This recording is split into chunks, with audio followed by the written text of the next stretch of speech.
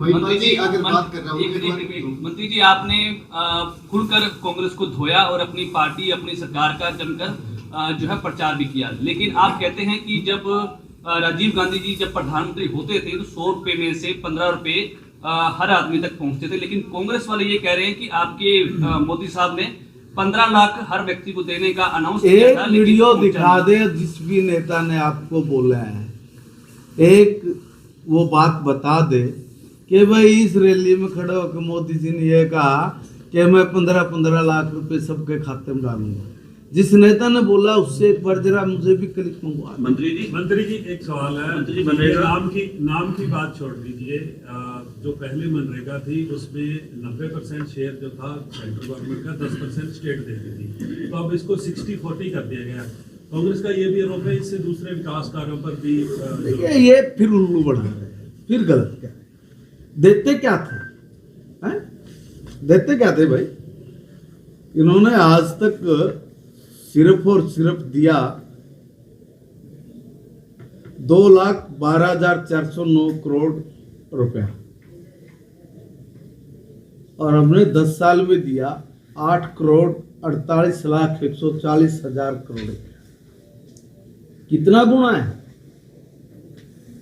अब देखिए डेवलपमेंट कहाँ होना है? जमीन पे, स्टेट में होना है, तो स्टेट कोई नाराज थोड़े नहीं है। स्टेट को भी तो पता है कि मुझे अपने प्रदेश की प्रगति करनी है, अपने देश में, अपने प्रदेश में मुझे काम क्या क्या कराना है और रोजगार कैसे देना है, निगाह रहे। प्रॉब्लम क्या है? इसमें कोई दिक्कत नहीं है कि भाई यहाँ 90% वो देंगे और 10% स्टेट देगा, तो तुमने तो 10% भी नहीं दिया होगा। ये बेकार की बेतुकी बात है, ध्यान भटकाने के लिए।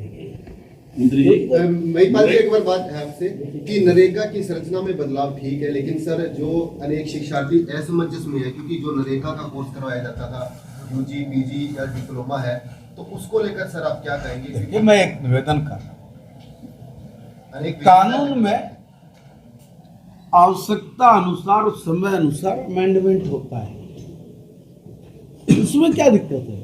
उसमें इतना ही पढ़ना है कि 100 की जगह 125 दिन काम दिया है। नहीं सर, सर्टिफिकेट कोर्स होते हैं, यूनिवर्सिटियों के अंदर होते हैं, तो उसमें नाम चेंज होने में क्या प्रॉब्लम है? यूनिवर्सिटी तक के नाम चेंज होते हैं, स्कीमों के नाम चेंज होते रहते हैं, इसमें कोई बात नहीं। मनरेगा में नंबर ऑफ वर्क क्या था और रामजी में नंबर ऑफ वर्क्स क्या है? ये नंबर ऑफ वर्क्स में 4 तरह के, पहले तो कोई काम था नहीं, अनप्लैंड था। अभी 4 तरह के कामों को इसमें हम लोगों ने शामिल किया गया है। आप कह रहे नए कानून जो फोकस क्या है, यही कह रहे हैं ना? हाँ, इसमें 4 प्राथमिकताएं हमारी है। एक मैंने बोला है, आपने शायद उस वक्त सुन नहीं पाएंगे, मैंने कहा जल संबंधी, मैंने उसको थोड़ा विस्तार से करके बोला, अब मैं उसको पॉइंट में बोल दूंगा। एक जल संबंधी कार्य है, दूसरा है कोर, जो ग्रामीण बुनियादी जो ढांचा निर्माण है। ये नहीं कि गड्ढा खोदा फिर अगली बार आ तो गड्ढा बंद कर दिया, फिर वही गड्ढा खोदो बंद करो, ये नहीं। काम की, जैसे मैंने पहले भी कहा कि पहले काम और उसके बाद उसका समीक्षा, फिर उसका बजट और फिर वो काम। तो इसी आधार पर फिर आजीविका संबंधी बुनियादी जो ढांचा निर्माण है वो करना है। और फिर अगर मौसम खराब है, जैसे मैंने कहा बारिश वगैरह आए, सर्दी गर्मी हो, तो उसके कारण जो काम में कमी है उसको कम करना।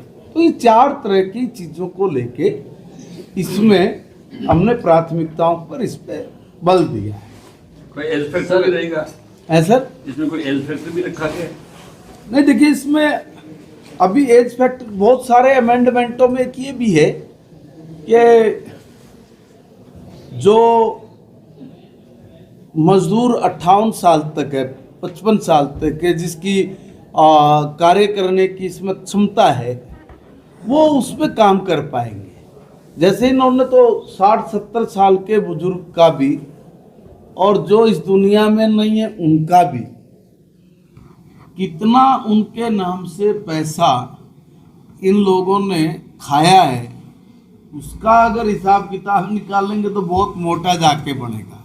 इसलिए कुछ चीज़ों को बदलना आज के दौर में आवश्यक था, इसलिए इसमें कुछ अमेंडमेंट करके इस बिल को लाया गया है, जो वास्तव में गरीब व्यक्ति के हित का है, श्रमिक के हित का है, मजदूर को काम देने वाला है, उसकी दिहाड़ी मजदूरी खून पसीना कोई और ना चुरा ले, सीधा उसके खाते में आए, उसको सब ओर से सिक्योर करना, सब ओर से वो भी काम करना चाहता है, वो भी थक जाता होगा उस टाइम कि भाई यही गड्ढा कल खदवा रहे हैं, यही गड्ढा बिले जी बिना बंद कर दो, बिले फिर इसी को खोद लो, फिर इसी को बंद कर दो, वो भी काम पे आना बंद कर देंगे कि क्यों दुर्गति करा रहे हो इस देश के पैसे। शादी और खेती को भी सर, जोड़ा आप, गया। सर, शिक्षा खेती को भी मंत्री जोड़ा हैं। गया है इससे। यस, उसमें 60 दिन रखे गए हैं कि जिस वक्त किसान की बुआई कटाई होती है उस समय, ताकि प्रदेश में और देश में किसी भी तरह के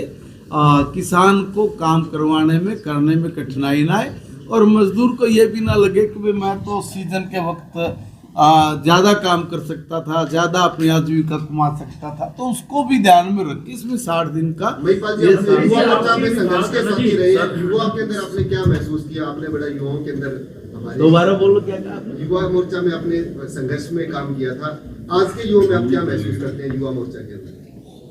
देखिए, समय के अनुसार बहुत सारी चीजों में चेंजिंग आती है, तो उसी तरह से जब हमारे यहाँ सरकार नहीं थी तब हम लोग संघर्ष कर रहे थे कि भाई हमें अपनी सरकार बनानी है, इस देश को आगे बढ़ाना है, इस देश में युवाओं के साथ संकट है, इस प्रदेश के और देश के नौजवान को भटकाया जा रहा है, उनको रोजगार नहीं दिया जा रहा, उनकी पढ़ाई लिखाई जो है उसकी मेहनत उसको उन्होंने एक साइड में टांग दिया है, तो हम लोग उस तरह का संघर्ष करते हैं। आज परीक्षा को लेकर पूर्व डिप्टी सीएम दुष्यंत चौटाला और उनके भाई ने आरोप लगाया कि परीक्षा में धांधली हुई है और सीबीआई जांच की मांग कर रहे हैं। 1283 ये तो कुछ भी कह सकते हैं, छाछ तो बोल रहे छाल नहीं बोल रहे, जिसमें 1000 थे। सर डिस्क्लोज क्यों नहीं कर रहे हैं? फिर जो क्या? रिजल्ट आए हैं वो डिस्क्लोज क्यों नहीं हो रहे हैं? ना वेबसाइट्स पर आ रहे हैं, हालांकि सुप्रीम कोर्ट का ऑर्डर है कि 1 हफ्ते के अंदर वो आपने कहा है कि 10 दिन का समय है भी उसकी OMR सीट चेक कर सकती है, लेकिन कोर्ट का ऑर्डर है 2 महीने तक का, लेकिन फिर सरकार के ये चेंजेस करने का कारण क्या है? तो क्या आपका मतलब क्या है कि भाई सरकार उसमें कोई ये वो करेगी? देखिए सर, हमारा जो सवाल एक है, प्रक्रिया सादा सर सवाल। एक प्रक्रिया है, उस प्रक्रिया के अनुरूप ही इसमें फैसला लेना है। वो जो एजेंसी है हमारी यहाँ, जो इस तरह के एग्जाम हमारे लेती है, वो उसमें देख रहे हैं, वो अपने काम को पूरी निपुणता से के साथ करने में सक्षम है और उन्होंने किया है। जो चीज उन्होंने माननीय न्यायालय ने किया उसका उत्तर वो दे देंगे वहां पे। अगर किसी को कोई दिक्कत है तो एजेंसीज देखेंगी, नहीं, एजेंसी भी तो सरकार की है, तो मगर वो स्वायत्तता है, वो स्वतंत्र है, ऐसा नहीं है कि भी कोई उसमें कोई दूसरा आदमी। सर, इस मामले की जांच करवाई मामले की जांच करवाई सरकार मामले की कुछ मिला 1284 सर ऐसे स्टूडेंट हैं जिनकी बायोमेट्रिक नहीं है, जिनका पेपर नहीं है, बावजूद उसके अंदर उसमें शामिल है। किसमें अगर कोई ऐसी शिकायत आई तो जरूर करेंगे। देखिए, किसी के कहने भर से नहीं, जो भी कोई अगर उसमें कोई पुख्ता सबूत के साथ कोई आता है या कोई आया है, उस पर भारतीय जनता पार्टी की सरकार पूरे नियम कानून के हिसाब से कार्रवाई करेगी, कराएगी। और अगर कोई मुंह से बोल के ये सोचे कि भाई कुछ भी कह लें, तो ऐसा नहीं चल सकता।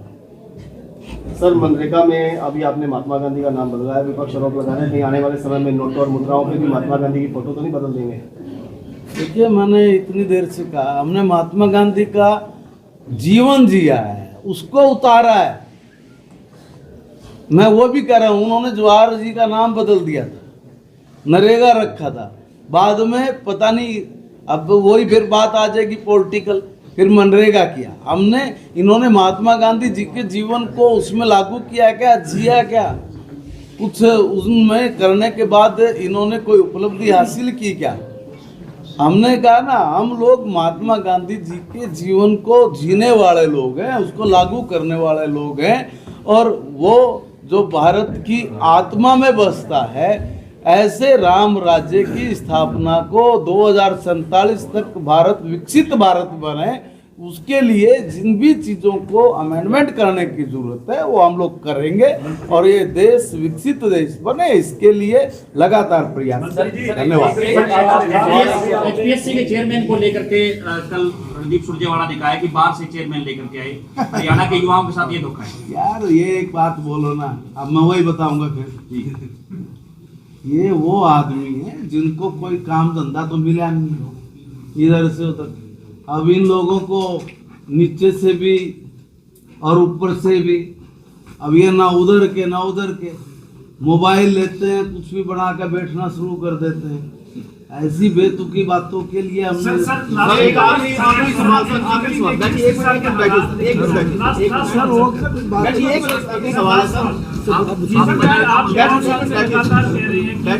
आपकी सरकार है, ग्राउंड पर काम कर रही है, आप सिरसा के अंदर 11 साल से बीजेपी की हरियाणा की सरकार है, लेकिन आप सिरसा के हालात देखिए, ना कोई रोड है, ना सीवर है, ना पानी है। ये हालात के ये फिगर ये सिर्फ 100 करोड़ या 200 करोड़ के अकाउंट। नहीं, देखिए मेरी बात सुनिए, ये तो आप कह रहे हैं ना सर, आप फिजिकली देखिए, फिजिकली। एक मिनट, ऐसे बोलने से कोई चीज वो नहीं होती। अब सब जगह पर हम लोगों ने, मैं अगर पानीपत की बात करूं तो मुझे भी पता पानीपत में क्या था, और मैं आपको कह रहा हूं कि अब आगे देखिए क्या है। कुछ चीजों को ऐसे नहीं है, उसकी मियाद है। अगर आपने कोई एक रोड बनाया तो पता नहीं कि 5 साल का 2 साल का, जहाँ भी अव्यवस्था है और वहाँ पर दिक्कत है, तो आप बताइए, अगर आप ये कहें कि कोई अनअप्रूव्ड कॉलोनी है और उस अनअप्रूव्ड कॉलोनी में करिए वो भी ठीक है। मगर शहर में जो चीज दुरुस्त है उसको छेड़ने की आवश्यकता नहीं होती, और जो चीज दुरुस्त नहीं है उसमें कोई चेंज करना है तो उसके लिए भी शायद डिनाइटी वगैरह मुझे भी अगर मैं ठीक हूँ तो बहुत बड़ी एक डिनाइटी बन के तैयार भी हुई है कि जो चीज भी अव्यवस्थित है उसको व्यवस्थित करके देंगे, नागरिक सुविधाओं में किसी तरह की कोई दिक्कत ना आए, इसका पूरा बंदोबस्त करने की हमारी गारंटी और हम लोग कर रहे हैं, और बहुत शहरों में कर दिया, यहाँ भी कर रहे हैं। डांडा जी, आप जब मंत्री बने थे, लोगों को बड़ी उम्मीदें थी शिक्षा नीति को लेकर, खासकर जब सेशन शुरू होता है पब्लिशर अपनी लूट मचाते हैं, प्राइवेट स्कूल अपनी लूट मचाते हैं, उसके ऊपर आप क्या संज्ञान, क्या कुछ ले रहे हैं? देखिए, हर बार बड़ा बोझ पड़ता है। मैं एक बात, मैंने आते इसके ऊपर बहुत बड़ा संज्ञान भी लिया, और जितने इस तरह की मुझे कंप्लेंट्स आई, हर कंप्लेंट्स पे मैंने काम भी किया, और जब उस पर मुझे जो उन लोगों ने संतोषजनक उत्तर दिया कि आगामी सेशन में हम लोग ये सब चीज़ें करेंगे और जो ठीक नहीं है वो नहीं करेंगे, तब हमने उस पर आगे की कार्रवाई की है। और जो पब्लिशर की बात कह रहे हैं आप, जब मैंने उसमें खुले उस पर ये कहा कि ज़रा आप मुझे कंप्लेंट दीजिए, उस पब्लिशर का नाम दीजिए, और मैंने उस पर बहुत चीख कर भी कहा, 1-2 जगह को छोड़ के बाकी किसी ने मुझे कंप्लेंट्स नहीं की। और मैं वही कह रहा हूँ कि उन लोगों ने जिन्होंने कंप्लेंट है, मैंने उस पर कार्रवाई की है, और कार्रवाई भी ठोक बजा के की है। ठीक है, समाज में 10 तरह के लोग, उनका नहीं सर ये जो बोल रहे हैं ये भी इतना भी ठीक नहीं बोल रहे हैं, और जो हमने किया वो भी हम उसको दुरुस्त करेंगे। अगलों ने 2 ही जो मुझे कंप्लेंट्स मिली, मैंने उस पर तुरंत उसका संज्ञान लिया। मैं आज भी कह रहा हूँ, अगर इस तरह की कोई बात आती है, वो खाली बोलने भर से नहीं, उसको लिखित में दीजिए, और मैं उसका पूरा बंदोबस्त करके दूंगा, ये भी बोल रहा हूँ। और रही बात ये एजुकेशन में तो इन लोगों ने भट्ठा बिठाया हुआ था, वो भट्ठे बिठाए हुए एजुकेशन को भट्ठा बिठाने में इन्होंने 25 से 30 साल लगा दिए, और हमने उसको उठाने का आज नतीजा ये है कि आपके आसपास के जो गांव के देहात के गरीब से गरीब बच्चे हैं, आज वो नई ऊंचाइयों को छू रहे हैं। मैं कल परसों ही सोमवार को एक बहुत बड़े, अभी मेरी ये विशेष से अलग बात हो जाएगी, मैं भी अभी एक रोजगार जो हमारे बच्चे हैं वो सब रोजगार के लिए अपने पैरों पे खड़े हों, कुशल बिजनेस चैलेंज, इस विषय पर मैंने जब वहाँ की प्रदर्शनी देखी, हमारे 9वीं 10वीं के बच्चे, 11वीं के बच्चे टॉप से टॉप बिजनेस से ज़्यादा अच्छे बिजनेस आइडियाज और उन्होंने खाली बिजनेस आइडियाज नहीं दिया है, उन्होंने वो प्रोडक्ट बनाया है, और जिसका कोई मार्केट में वो कहते हैं कि जिसको कोई चैलेंज करके दिखाए। हमने अपने स्कूल के बच्चे को इतना तैयार कर दिया है 10-11 साल में कि वो आज टॉप का बिजनेसमैन बनने की सीढ़ी पर पैर रख चुका है। उसके लिए सीड मनी देना, उसके लिए सीड मनी देना 1-1 लाख रुपया मैंने अभी वो 66 जो ग्रुप्स हैं उनको सीड मनी दिया। इसलिए जो धीरे धीरे करके जो विकास शिक्षा के क्षेत्र में जो परिवर्तन होना चाहिए था वो साफ नजर आने शुरू हो गए हैं। आप देखना आने वाले संधि वर्षों में हमारे जो बच्चे हैं जिनको हम लोग कह रहे हैं कि विकसित हरियाणा बनाना है और विकसित भारत बनाना है, उसके लिए हमारे पास ऐसी प्रतिभा हैं, मगर उनको पहले भी थी, मगर पहले किसी ने उनको परखा नहीं, मौका नहीं दिया। हमने उनको चांस दिया है, मौका दिया और उन्होंने अपनी प्रतिभा का लोहा बनवा कर दिखा दिया। सर मनरेगा के ना 7 मजदूर एक्सपायर हुए हंजीरा गांव में और उनका विड्रा कर लिया गया पैसा, उस पर क्या संज्ञान है?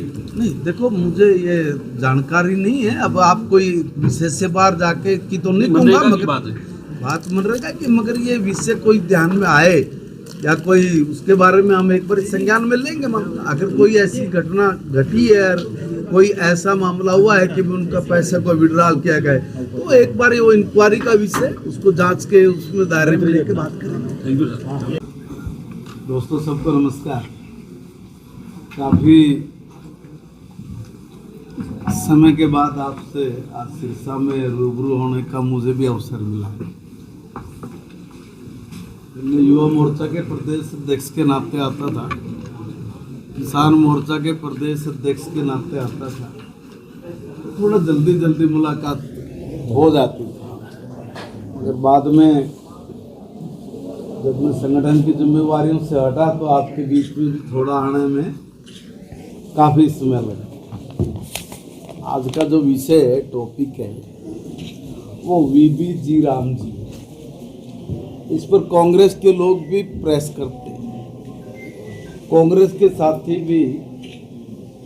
एक अच्छे कानून, अच्छी नीति और अच्छे विकासात्मक कानून को सिर्फ नाम से जोड़ के उसको जनता में गुमराह करने वाली बात करते।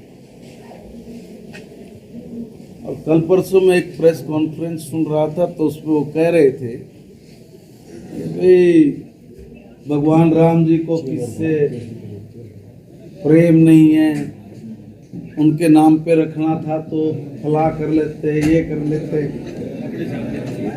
उनको बताना चाह रहा हूँ कि आप भी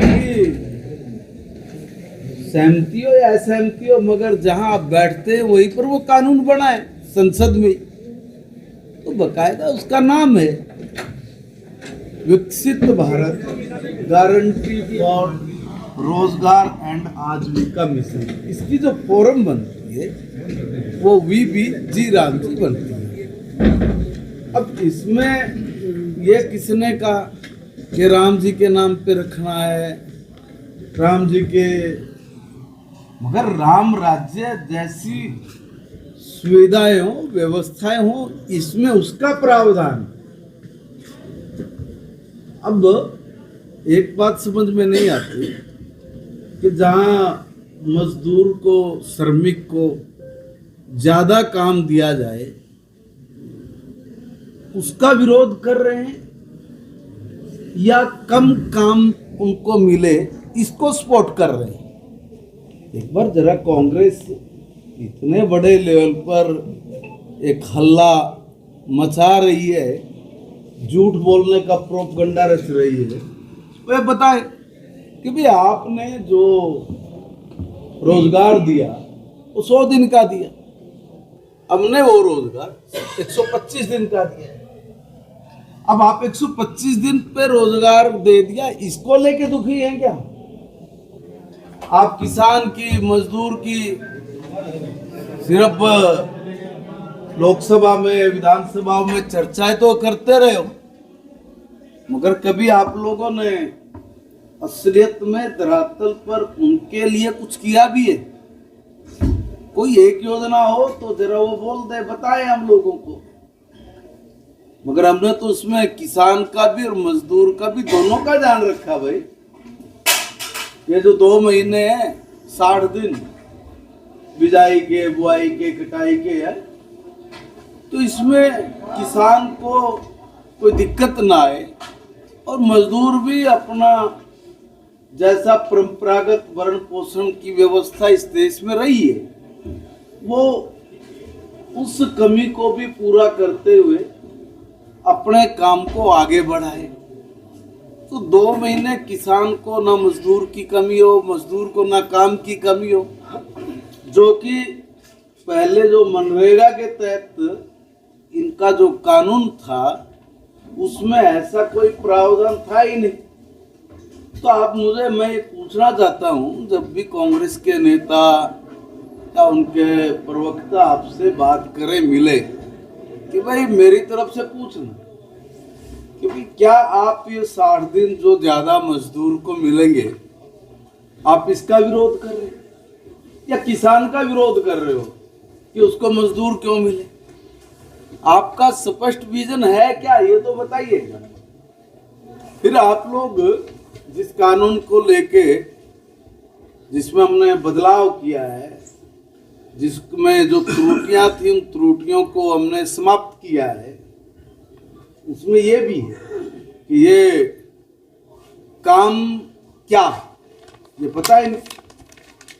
कभी आपने काम को आइडेंटिफाई किया क्या कि हम जल प्रबंधन कराएंगे, हम लोग सरोवर बनवाएंगे, हम लोग बारिश के दिन आए तो उसमें अगर हमें कहीं कोई व्यवस्था करनी है, पानी को रोकना है या उसका कोई बंदोबस्त करना है, उस पे आप उनको काम देंगे। आपके काम का स्वरूप क्या था, क्या काम देते थे आप, और उसको काम मिले इसके लिए आपके पास क्या प्लान? कभी भी इतने सालों में उनके पास कोई प्लान नहीं था। अनप्लैन्ड काम, मशीन से करवाना, पैसे दे देने, देने कि नहीं देना ये भी बहुत शिकायतें आती रही थी। मगर हमने ये तय किया कि पहले काम, उस काम को पहले समझा जाएगा कि आपने क्या काम कराना है, फिर उस काम के लिए पैसा डाला जाएगा, फिर काम होगा और काम होके मजदूर के खाते में, जैसे ये पहले 15 दिन में पैसे देते थे, नहीं देते थे 15 महीने भी हो जाते थे इनके समय में, तो मगर 1 सप्ताह में भी पैसे डल जाए, मिल जाए, ये गारंटी सुनिश्चित की। क्या एक जो विकास है उसको करने में जिस तरह के श्रमिक का काम करना है, उसका काम तलाश के उसको देना, आप कांग्रेस इसका विरोध कर रही है? या 15 दिन में पेमेंट की जगह 7 दिन में उनके बैंक खाते में चले जाए, आप उसका विरोध कर रहे हैं? किसका विरोध कर रहे हो? 15 दिन में कैसे धक्के खाने के बाद उनको ये लोग पैसा नहीं देते थे, काट के देते थे। इन्हीं के नेता स्वर्गीय राजीव गांधी जी जो 100 रुपए भेजते थे तो 15 रुपए नीचे आते थे, तो वो इन मजदूरों की जो ये कटौती होकर इनको मिलता था, क्या ये इसके पक्ष में है या 100% मजदूर की मेहनत पसीने की कमाई उसके खाते में सीधी चली जाए, या इसका विरोध कर रहे हैं? किस चीज का विरोध कर रहे हैं? फिर ये कहते हैं कि देखो ये जो भाजपा वाले हैं, ये महात्मा गांधी जी के नाम का उन्होंने एक स्कूफा छोड़ा है कि भाई महात्मा गांधी जी का नाम हटा। अरे नहीं भाई, हमने महात्मा गांधी जी के विचार को धरातल पर लेकर आए, तुमने तो महात्मा गांधी जी की एक बात भी नहीं मानी भाई। हम तो उनके ग्राम सुधार का, ग्राम स्वराज्य का, हम तो उनके सपने को पूर्ण कर रहे हैं कि 70% गांव देहात में बसता है, इसलिए गांव और देहात का विकास हो, ऐसा बापू बोल के गए। हम तो उनकी बात को, उनके आदर्श, उनकी नियम, उनकी शिक्षा का अनुसरण कर रहे हैं। मगर आपने किया क्या? महात्मा गांधी जी ने तो आजादी मिलते ही कहा था भाई कांग्रेस खत्म करो, नहीं तो ये देश का बेड़ा गर्क करेगी, देश को खत्म कर देगी। मगर सत्ता के लोलुप, सत्ता की चाह रखने वाले, उन्होंने ये सोचा अगर कांग्रेस खत्म किया, नया दल बना, तो हमें जगह नहीं मिलेगी, इसलिए यही रहे। और वही कांग्रेस रख के, वही नीतियां रख के, वही कानून रख के जो 1860 में बनाए थे, उन्होंने जितना इस देश की जनता का शोषण किया, जनता को हरास किया, अपनी मनमानी की, देश के संविधान को ठेंगे पे रखा, संवैधानिक संस्थाओं को बांध के रखा, पिंजरे में रखा, अपने हिसाब से काम करने की, जो उन पर प्रेशर, दबाव की राजनीति उन्होंने की, उससे आपने देश का बेड़ा गर्क किया। इसके अलावा किया क्या? आप लोग कह रहे कि महात्मा गांधी जी का ये देख के राजी नहीं है, ये नहीं है। अरे भाई, महात्मा गांधी जी के विचार को जीना तुमने नहीं जिया, हम उस विचार को जी रहे हैं। अब तुम नाम पे इतने वो कर रहे हो, तो श्रीमती इंदिरा गांधी जी ने ये जो रोजगार गारंटी बिल था, उसमें श्री राजीव गांधी जी ने अमेंडमेंट किया था और उसमें जवाहर रोजगार योजना का नाम दिया था। तो मैं पूछना चाहता हूं कांग्रेस के लोगों से, तो जो सुप्रीम लीडर थे जवाहरलाल नेहरू जी, तो उनके नाम पर जो ये योजना थी, यही तो आपने पहले इसको नरेगा किया, नरेगा से मनरेगा किया, तो आपने जवाहरलाल जी का अपमान नहीं किया क्या? भाई, आप लोग जो बात बोल रहे हैं वो बताइए हमें। या आपको जवाहर जी की जो कार्यशैली थी उससे नफरत हुई थी क्या? क्या आप पहले नरेगा, नरेगा से फिर आपने मनरेगा, तो जवाहर जी का अपमान नहीं किया क्या आपने? इसी बिल में आपने अमेंडमेंट करके रोजगार गारंटी बिल से आपने जवाहर रोजगार योजना का नाम जो दिया था, फिर उसी को बदल के आपने नरेगा किया। जब नरेगा किया तब जवाहरलाल नेहरू जी आपको याद नहीं आए? क्या हम लोग उनका अपमान कर रहे हैं?